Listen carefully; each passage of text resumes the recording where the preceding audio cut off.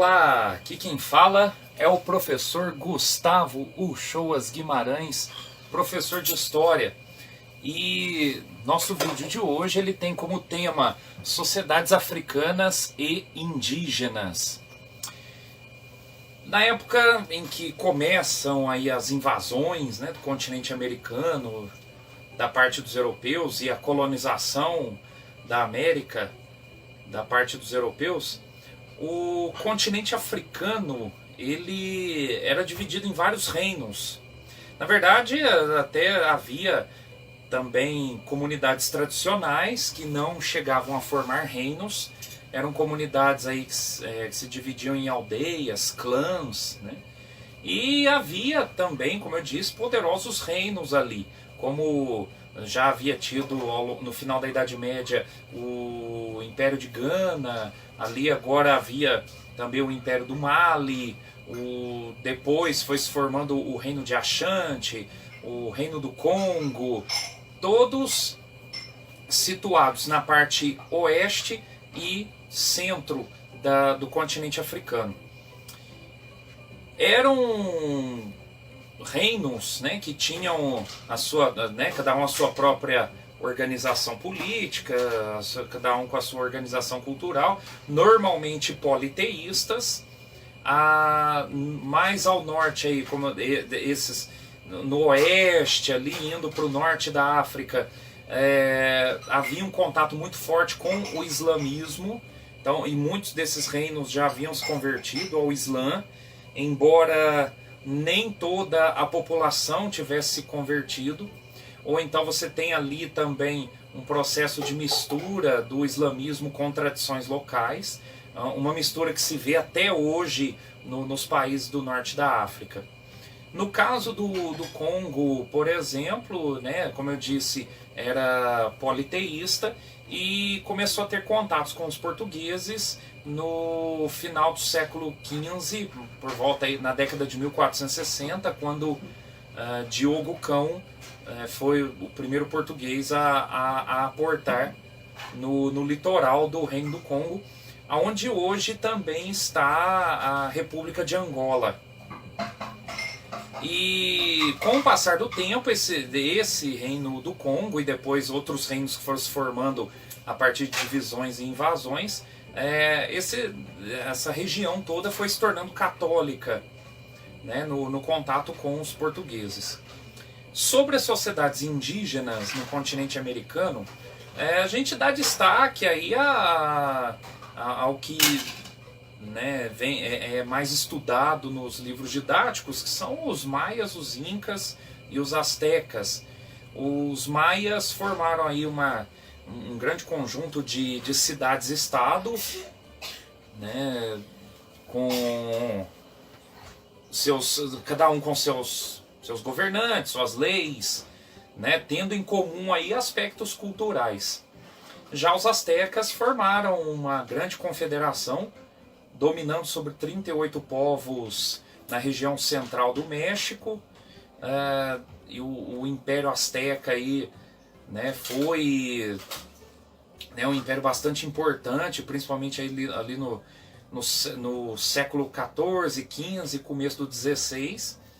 E o Império Inca foi um império também onde os Incas dominaram sobre vários outros povos ao longo da Cordilheira dos Andes, também ali ao longo do século XV e início do XVI. Esses povos normalmente eram politeístas, havia muita a questão toda uma cultura em torno de produtos agrícolas. Então você vê o milho sendo muito forte aí como não só base de alimentação, como presente aí em aspectos culturais, como histórias, práticas rituais, etc.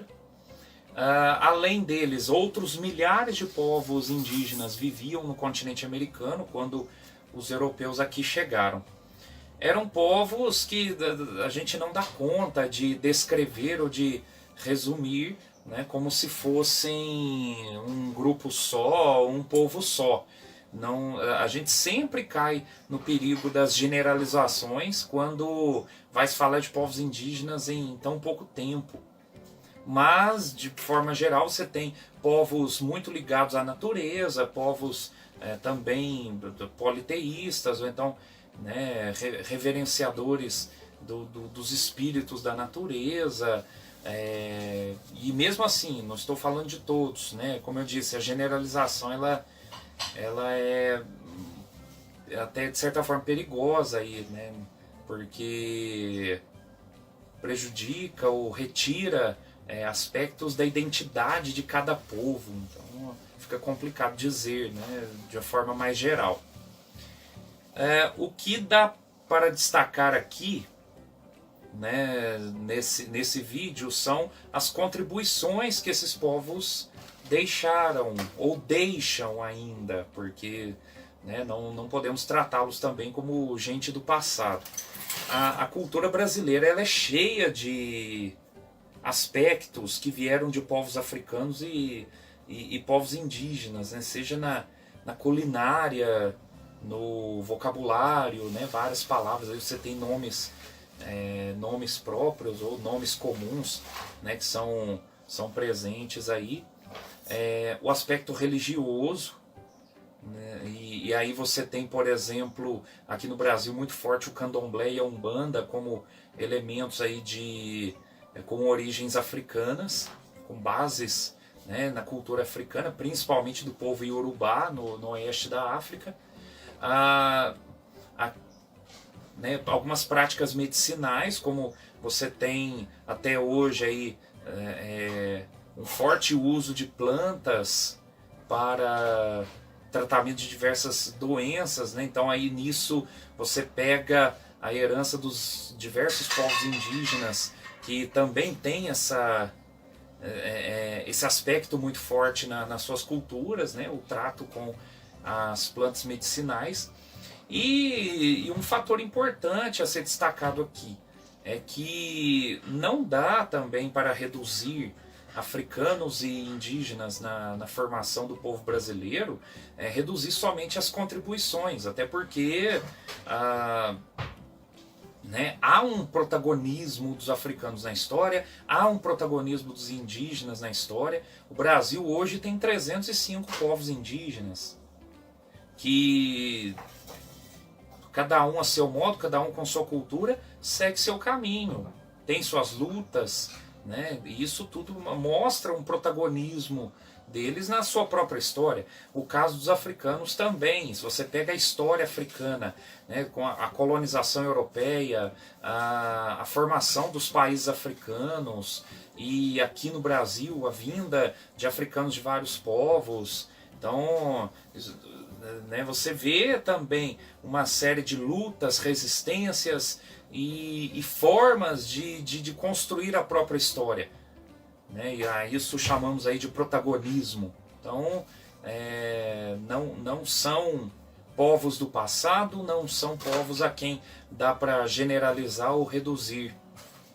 em simples conceitos. Na próxima aula teremos mais. Obrigado.